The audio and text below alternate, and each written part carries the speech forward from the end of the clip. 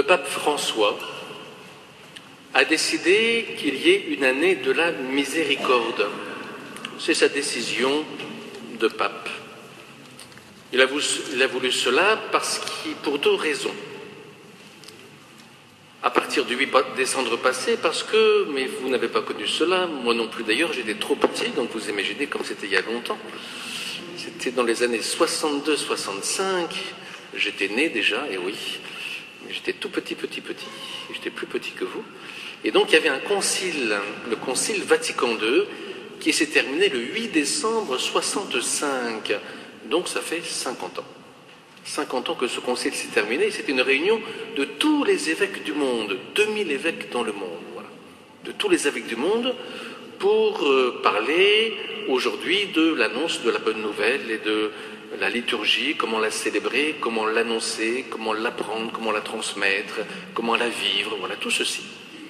Et donc, 50 ans après, le pape François a décidé une année de la miséricorde qui va nous mener jusqu'au 22 novembre 2016, une année. La miséricorde. La miséricorde, c'est simple. Ça vient de deux mots. La misère et le cœur. Cordia, c'est le cœur en latin. Donc c'est le cœur qui se penche sur la misère, sur celui qui est pauvre, celui qui est pécheur, celui qui est affligé, celui qui est triste, celui qui est nu, celui qui n'a pas de quoi manger, etc., etc. C'est donc le cœur qui se penche sur la misère. Et l'amour de Dieu est miséricorde, c'est un amour immense qui se penche vers nous, qui sommes parfois pauvres et dans la misère, et nus et affamés, et aussi pécheurs, et aussi tristes, et aussi tout ceci. Et donc c'est une année où nous prenons conscience plus spécialement de l'amour de Dieu pour nous qui nous dépasse considérablement. Nous en prenons conscience. Nous prenons conscience de cet amour et nous allons aussi en vivre. Prendre ce chemin-là pour le vivre. Et si nous avons passé une porte que je suis sûr la plupart d'entre vous ne connaissez pas, voilà, qui connaissait cette porte? Les plus anciens, bien sûr, connaissaient cette porte ici. Voilà. Il y en a quelques-uns qui devaient la connaître. Qui la connaissait, cette porte? Non? Personne? Si, il y en a qui la connaissaient, bien sûr. Quand j'habitais Martigues dans ma première vie, elle était ouverte souvent, en fait. Donc j'ai déjà passé par là quand j'étais plus jeune aussi, voilà. Voilà, je suis passé par là, elle était souvent ouverte en fait. Et puis ça fait des années qu'on ne l'a plus ouverte, et là donc on en a profité pour l'ouvrir. Et donc nous avons passé une porte, nous avons passé un seuil. Nous sommes invités à faire un passage. Et nous sommes invités pendant cette année à faire un passage, à changer. Et changer de cœur. Et le pape François, en décrétant cette année, nous invite à faire ce passage. Il nous appelle. Écoute, ton Dieu t'appelle, viens sur moi. C'est ce que nous avons chanté au début. Un appel à faire ce passage. Et cet appel, c'est une chance pour nous. Moi, je sais que quand je rentre en carême, je suis heureux de rentrer en carême. Non pas parce que je vais renoncer à telle ou telle chose, mais parce que c'est une chance pour changer mon cœur. Voilà, entrer en carême, c'est une chance qui m'est donnée pour changer mon cœur. Et entrer dans cette année sainte, c'est comme une grande année. C'est une chance pour moi, pour vous, pour nous tous, de changer notre cœur. Honnêtement, entre nous. Qui, dans toutes ses relations, n'a pas un souci avec telle ou telle personne? Qui d'entre nous? Qui d'entre nous? Personne, ni vous, ni moi. Nous avons toujours besoin de réconciliation, toujours besoin d'avancer et de réparer, toujours besoin de s'approcher. Personne d'entre nous n'a des relations faciles avec tout le monde. Personne. Chacun de nous. Chacun de nous. C'est vrai dans les familles, c'est vrai dans les différents groupes, c'est vrai dans notre communauté, c'est vrai dans l'Église. Reconnaissons-le. Et donc c'est une chance, cette année, d'aller et de vivre cette miséricorde qui passe aussi par le pardon ainsi. Et donc de passer un seuil, pas simplement de passer la porte comme ceci, mais vraiment de passer un seuil, de vivre à nouveau en famille, de grandir en famille, d'avoir la chance d'avancer ainsi, de se réconcilier éventuellement ou d'avancer un peu dans une communion plus profonde. C'est une chance ainsi, en famille, en groupe, en paroisse. Alors je vous invite à ne pas laisser passer cette chance que le pape François nous offre en fait, et que Dieu nous offre. Quand une année sainte est décrétée, c'est une chance de passer les portes saintes. Alors, la porte que nous avons passée, c'est juste la porte de l'église de Jonquière, elle ne sera pas une porte sainte pour cette année, je suis désolé. Les portes saintes, c'est d'abord à Rome, et puis ensuite notre évêque en a ouverte deux, une à la cathédrale d'Aix et une à la cathédrale d'Arles. Voilà. Et nous aurons l'occasion d'aller passer ces portes, et puis il y a d'autres lieux en France où il y aura des portes saintes, partout dans le monde il y aura des portes saintes, bien sûr. Et il y en aura une aussi à Lisieux. Et nous avons un pèlerinage à Lisieux cette année, pèlerinage des familles. Dans son mot qui institue cette année sainte, voilà ce que dit le pape François. Notre vie sur terre est un pèlerinage jusqu'au but désiré. Et le but désiré, le but vers lequel nous allons, c'est bien sûr la rencontre de Jésus. Un jour, chacun de nous, après notre mort, nous rencontrerons Jésus. Nous allons le rencontrer. Nous allons en chemin. Nous allons vers cette rencontre de Jésus. C'est ça notre vie. Aller vers la rencontre de Jésus. Et le pape nous invite ainsi, chacun selon ses forces, à faire un pèlerinage selon ses forces. La miséricorde est en effet un but à atteindre qui demande engagement et sacrifice. Engagement et sacrifice. Il dit, le Seigneur Jésus nous montre lui-même les étapes. Vous lirez ceci dans la feuille paroissiale. Ne jugez pas et vous ne serez pas jugés. Ne condamnez pas et vous ne serez pas condamnés. Pardonnez et vous serez pardonnés. Donnez et l'on vous donnera. C'est une mesure bien pleine, tassée, secouée, débordante, qui sera versée dans le pan de votre vêtement. C'est cela que nous sommes invités à faire. Et le pape François, il va un peu plus loin après, il dit des choses très concrètes, très concrètes. De fait, en jugeant, les hommes s'arrêtent à ce qui est superficiel, tandis que Dieu le Père regarde les cœurs.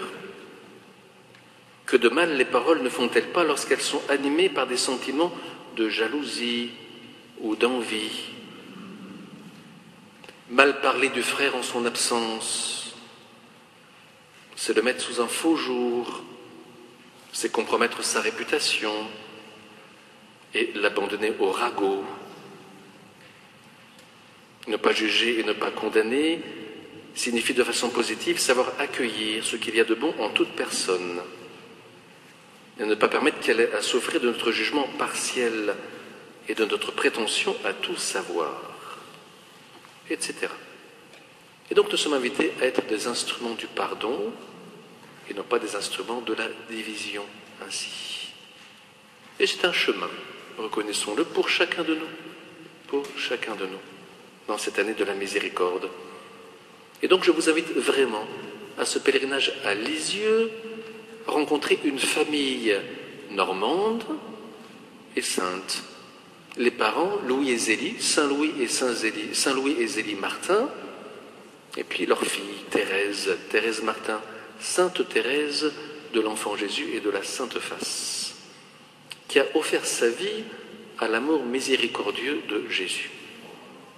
Et donc c'est vivre un temps en famille pour se retrouver et en visitant cette famille tout à fait particulière, en recevant la grâce de cette famille et recevoir ainsi la grâce de la miséricorde ainsi pour nous-mêmes et pour nos familles. Je vous y invite fortement. Je continue. Le catéchisme et l'aumônerie pour les enfants, ils ont l'habitude, ils se confessent 2 fois par an. Ils ont l'occasion de se confesser 2 fois par an. Voilà, certains l'ont fait aujourd'hui, d'autres cette semaine, d'autres, voilà. C'est une habitude ainsi, c'est important pour moi, et ça fait depuis quelques années, afin que ça devienne presque naturel d'aller se confesser, presque facile. Je dis presque facile parce que c'est évidemment toujours difficile d'aller se confesser, même si c'est souvent plus facile pour les petits que pour nous, les adultes. Voilà, les enfants le font 2 fois par an. Vous, les adultes, depuis quand? Depuis quand? Ils le font 2 fois par an. Je vous invite 2 fois par an pareil. Voilà. Moi, j'irai me confesser lundi. Voilà.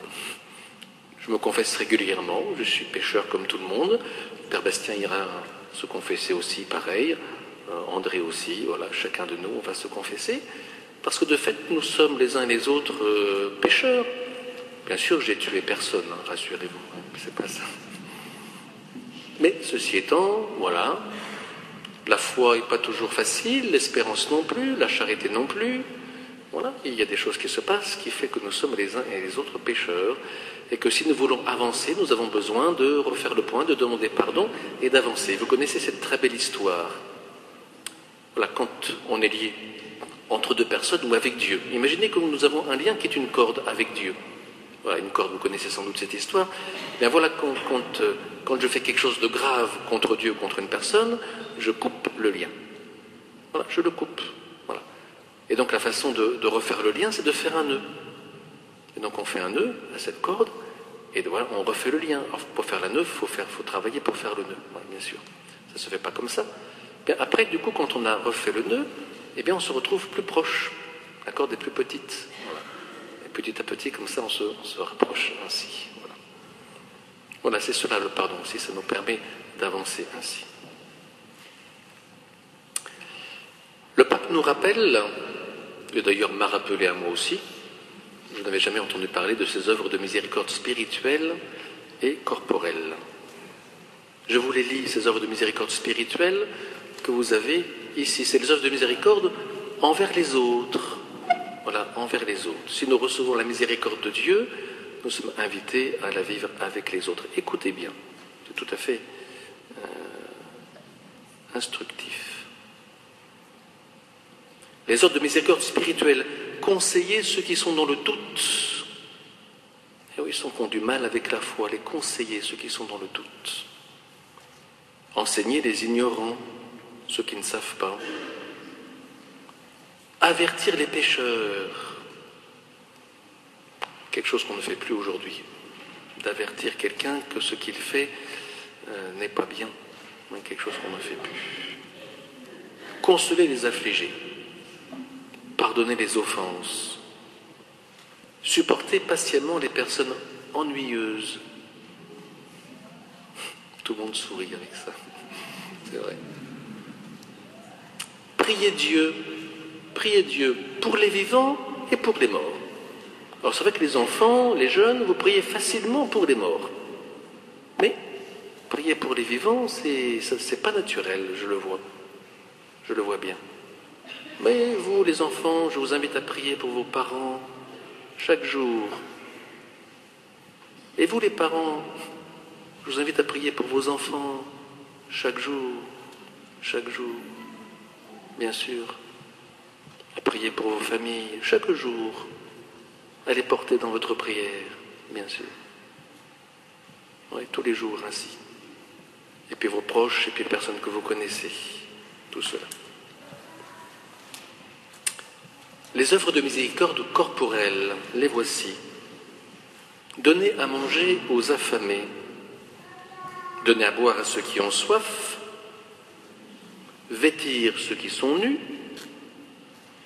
accueillir les étrangers,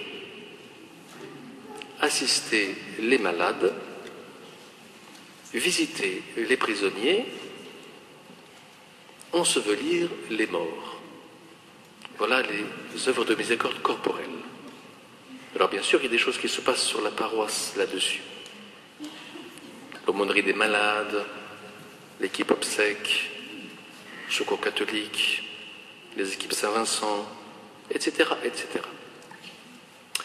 Pour cette année, nous vous proposons deux choses au niveau des miséricordes corporelles. Écoutez bien. Une première chose, nous avons une petite maison qui est presque attenante à la maison du Père Louis, petite maison à 2 niveaux, 2 fois 25 mètres carrés, 50 mètres carrés au total. Une petite maison qui a servi dans le passé pour le Secours catholique, qui a servi de salle de catéchisme, qui a servi, etc. Et qui aujourd'hui sert de débarras. Voilà, il y a plein d'affaires à l'intérieur, elle ne sert à rien cette maison. Et nous avons pensé que cette maison pourrait accueillir, si elle était rénovée, si on y mettait une cuisine, si on y mettait une salle de bain, qu'elle pourrait accueillir des réfugiés. Voilà. Des réfugiés, il y en a. Nous en avons aussi sur la paroisse. Nous pensons en particulier à cette famille sri-lankaise qui est réfugiée, qui a quitté le Sri Lanka où c'était très dangereux. Et donc je propose ceci, ça s'adresse à tous, aux hommes, aux dames, à tous.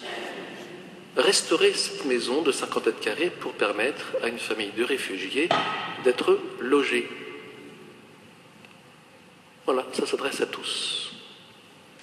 Tous les bénévoles, ceux qui savent faire la plomberie, l'électricité, la peinture, etc., etc., etc. Voilà. Je m'adresse surtout aux parents des enfants de l'aumônerie. Voilà. Comme une œuvre pour accueillir des réfugiés, ainsi. Voilà, de donner un peu de temps, de permettre à une famille d'être accueillie. Deuxième chose que nous vous proposons. Nous avons à la maison Saint-François une douche et un lave-linge. Et il s'agit de la mettre en œuvre, ce sont pour les personnes en précarité.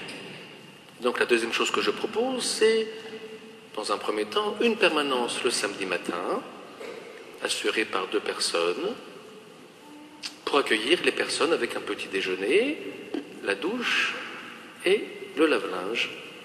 Voilà, et que de samedi en samedi, disons à partir du mois de janvier, pas le 2 janvier, on peut commencer le 9 janvier, de samedi en samedi, il y ait 2 personnes qui se dévouent, qui accueillent et qui permettent à des gens de se laver et de laver leur linge. Voilà, œuvre de miséricorde corporelle ainsi. 2 choses que nous vous proposons.